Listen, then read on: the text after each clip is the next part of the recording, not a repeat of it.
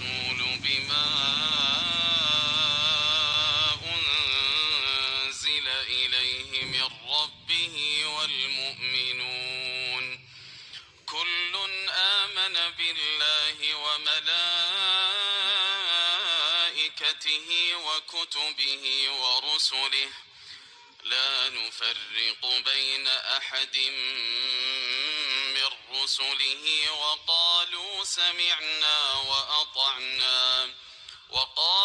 سمعنا وأطعنا غفرانك ربنا وإليك المصير